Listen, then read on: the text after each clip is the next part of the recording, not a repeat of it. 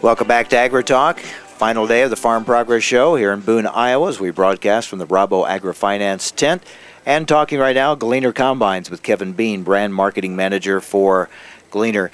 Kevin, you know, a lot of farmers that trade every year may be wondering, what about this year? Maybe, you know, it may be in some ways an easier harvest in that there won't be the amount of grain that they would typically have, but yet there will still be some decisions to be made. You want to have a good harvest, whatever amount is out there, and then still some decisions to be made about whether or not you're going to trade. Well, that's the whole thing. I think right now, as we were talking before, I think we're going to find out is that these farmers have come off of great years. And with crop insurance, and there's still going to be a crop out there. And I'm hearing some very positive things from farmers. They're saying that, you know what, I'll still have a crop to harvest out here. I've got crop insurance, and, you know, grain prices right now, of course, are obviously reflected of what's going on. But I think importantly is I've been hearing from a lot of customers. I had a customer who was a John Deere owner, traded his 2008 machine, and he said, you know what, I'm on that rotation. I made my decision. So regardless of what happened this year, I'm going to roll my machine. And so they are. And he made the decision to do that into a new Gleaner. So I think the thing that we're hearing about is there will be decisions made. Yes, there won't be as much crop probably out there to harvest this year. But I think we're going to find from a net farm income situation, I think we're going to see farmers in pretty good shape. They're business people, and they're going to make decisions based on upgrading machinery. You know, nobody wants to pay Uncle Sam, and I think also they want to stay ahead of the game, ahead of the curve, and they're going to be buying decisions made, and I think customers are going to make it reflected of you know, of what they've been planning on doing. So every harvest has its own set of challenges. This one certainly will. Combine performance will be watched very closely. Oh, I think without a question, and I think there's not going to be as much throughput going through the combine. So as we have said here with some discussions we've had with farmers, they're going to have to react by obviously being more concerned about maybe cutting lower to the ground and taking more material through the machine to help cushion the crop. Obviously, the cobs are going to be, in some cases with corn, cobs are going to be smaller. Kernels are going to be smaller. They're not going to have as much leaves and as much stalk out there. So they're going to have to maybe get down lower, try to get as much of that through there to try to help the machine. Because these combines, it doesn't matter what brand it is, they're used to taking a lot of throughput. They've been designed to take a lot of throughput.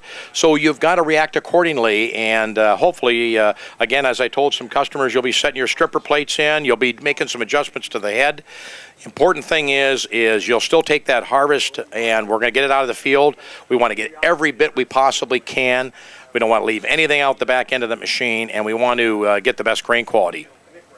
Farm Progress Show is kind of like the new car season. If you go to your local car dealer, this is a chance to see what's new, what's coming. Let's talk about the 2013 Gleaner Combine. Well, you know, we're going to have some fun, and I'll just say it like this, Mike, and beware that in the next 12 months, I am going to have a lot of fun. We have, not just here at the show for the model year 13, but what we've got on the horizon for Gleaner is going to be exciting for our producers. Gleaner is very committed to raising that bar, but we're not going to sacrifice, Mike. We will not sacrifice what makes a Gleaner, and that is keeping our weight down on the machine so that we have the maximum efficiency, the lowest fuel consumption per bushel of grain harvested. That's what we're delivering on. So for 13, we're starting to touch some additional areas, and we believe the way to do this is we're going to do about 10 or 12 things every year, as I had mentioned before, and we'll touch these areas, and that allows us to keep our platform very stable and very reliable, and at the same time introduce new things to our producers. So for example, for 2012, we did a lot of neat things with the variable speed header drive, the separator drive, and making things larger, getting prepared for something larger in the next year ahead. And I think it's going to be exciting for our customers. They're going to see a lot of neat things out there, and I think in the process, what we're going to really find out is that customers are going to see new things that we're going to do. We've got right now a new rear feed conveyor drive for 13. And all of these things are to increase capacity and create a hyper pull system in our machine so we can get more into our processor faster and more efficiently. We've got just a lot of neat things that we're doing in regards to our shoe and our clean system that we're coming on the horizon. The Gleaner is really raising the bar, but I think what I've told a lot of people out there is we're taking those areas on the machine that need to be increased to accommodate larger sizes coming in the future, and if we're doing that, then the customer that's getting a Class 6 combine or a Class 7 combine is going to get all those changes that maybe a bigger brother down the line might be having. So it's good for our customers. They love it. It gives them a reason to buy. And the important thing is when we get our competitive owners up, they say, wow, these are great things that Gleaner is doing, and it's maybe the reason for me to buy this year.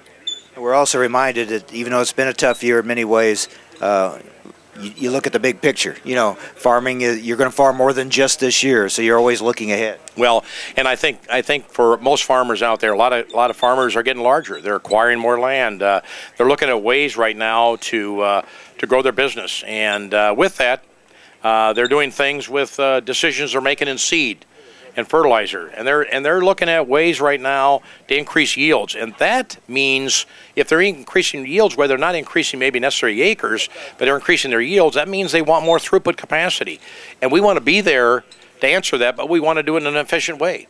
One of the things that has stood out to me in this Farm Progress Show is precision farming now means we're looking at every aspect of production, whether it's not only the seed, but the planter, the combine, you name it, taking it down to the nth degree to make sure we maximize every bit of yield potential. Well, I think what it's gotten down to right now is that we're trying to fine-tune our machines right now, and when we look at it here, it's an information age. You know, from guidance systems to telemetry to things that we're doing on mapping. Everything is about giving customers information, better information, more accurate information, more timely information, so they can make better decisions. And this is what this is about.